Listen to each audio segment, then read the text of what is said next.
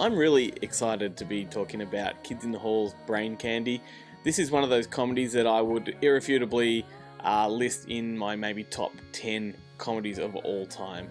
It's something that really defined a lot of my sort of late teens, early 20s, and they're a comedy group that hardly anyone really knows about in Australia, aside from a few sort of niche fans, but they were massive in Canada. Like, I'm talking phenomenally huge. So like many comedy troupes, they started in university, got together, and they ended up with their own TV show which ran for 5 seasons from 1989 to 1994. And this was a groundbreaking type of show. It picked up on the format and stylings of Monty Python, but then sort of brought it into a contemporary age where it was pushing envelopes and it was doing things that had never been done before. It was 5 guys that played every single character, and they explored all kinds of social issues as well as testing limits with audiences as well as the networks themselves. The show itself was produced by Lorne Michaels, who's the guy that created and produced Saturday Night Live in New York, and he was looking to do something outside of the States, and this is what he gave us. So to Brain Candy itself, this is a movie that they made after the TV series finished. In fact, the TV show had ended, it was considered to be done and dusted, that was the end of Kids in the Hall, but then in 1996 along comes Brain Candy, and it really didn't do what they hoped it would do, yet it is the very definition of cult film, because like all good cult films, they fail initially, and then it takes them 20 years and more to establish that massive following that people go back to again and again and again. And Kids in the Hall's Brain Candy is one of those fundamentally quotable movies that you can just tap into. There is so much to get your teeth sunk into. And it's a really hard one to describe to people that don't know Kids in the Hall, so there's going to be a lot of clips that I'm going to insert here just to give you an idea of what they're all about. Karzinski! Yes, sir. There are 2 enemy over by the wall. Do you see them? Got him. Okay, Wally. You're my best man. Now here's the plan. You go over there and fuck them. We'll stay here and masturbate. The story itself, it's kind of stupid. It is essentially about a group of underground scientists who develop a cure for depression. It's a drug which the large pharmaceutical company calls Gleaminex, and this thing goes worldwide, gangbusters, and the world is cured from depression, and suddenly the world becomes a happy place. But a happy place is not as fun as it sounds, and suddenly we've got this overbearing sense of glee and joy that in turn turns the world to shit. The drug, it's made from monkey cum. They keep these monkeys locked in a room all day, and then they make them jack off, and then they take the cum and they boil it or something, and that's what the drug is made of. So then these scientists have to find a way to depress people again, and just to bum them out. Sounds so dumb, but it is the stuff of comedy gold. Kids in the Hall themselves are 5 guys that you would probably all know individually in some way or another.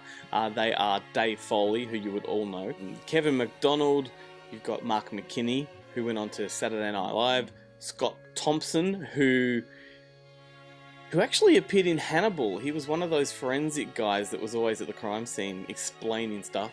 And you had Bruce McCullough, who has gone on to direct a whole lot of stuff as well as appear in music videos and all kinds of Canadian stuffs. So the interesting thing about this movie is it actually broke them up. They came to all kinds of creative differences when writing the film, so much so that Dave Foley had his entire writing credit removed from the script and he only appeared in it out of contractual obligation. That's not to say he's not awesome in it, he's very funny and he commits himself to it.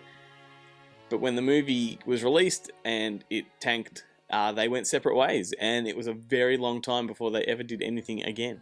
So some of the reasons, I guess, that it flopped is that there were some controversy surrounding it. I know that they brought in a character called Cancer Boy, which was a flow-on character from the TV show. The concept of him was they wanted to create the most offensive character they could possibly create. Cancer Boy was the answer. Nice to make your acquaintance. Ow. Sorry. That's okay. My marrow's just low.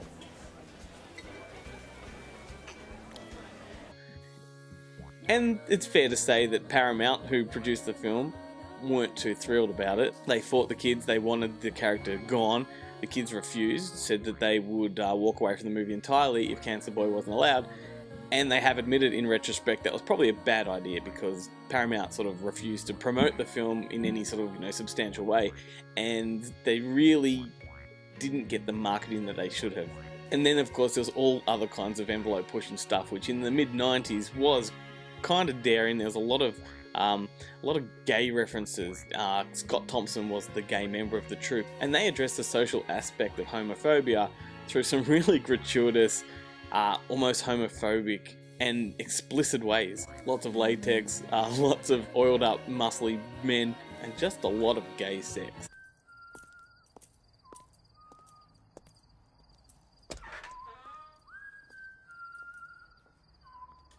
Lights off, asshole.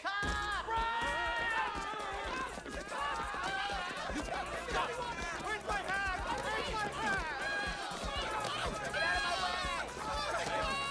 Hey, Freeze! I'm your nightmare, Mr. Freeze! You, over there. You. Hey, Mr. You, yeah. Freeze! I got one. Officer, Go! But those Down, men, nowhere, down! they stole my wallet. Down on the ground, sir. Get down on the ground. We always win. So around about 10 years since the movie had been released and the kids in the hall had sort of gone on to other things, the comedy troupe itself seemed to be dead. They returned and they put on a Canadian tour, which ended up being a North American tour, which you can actually get, and it is well worth having a look. It's called Tour of Duty. And then they made a documentary all about that tour called Same Guys, New Dresses, which once again I highly recommend. It's very funny. And then in 2010 they came back with a brand new series which had every single fan jizzing their pants, including myself, and it was called Death Comes to Town. Now this is a show that I don't think ever aired in Australia. It's not even available on DVD in Australia. Find it online, get it, it is hilarious. It kind of does what League of Gentlemen did for British comedy. The kids are back, they're all playing the same characters, but they've got a cohesive, lineal story. It's not sketch form or anything like that, and you should all check it out. But for the sake of this video, and I've waffled on enough, go and check out Kids in the Hall Brain Candy. It is such a good comedy. It is so endlessly quotable, and make sure you get your mates and watch it together.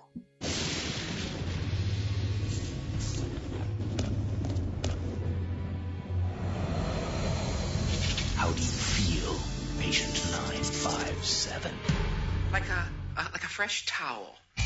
Rorator Pharmaceutical, makers of the world's leading tablet for gas, Fascinating. was in trouble. My empire is crumbling! They needed a new product. We might be releasing the most effective antidepressant ever. Go on. Really don't have my notes with me.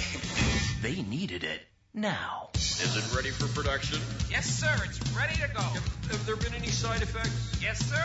A few side effects. Woohoo! Is this the result we're looking for?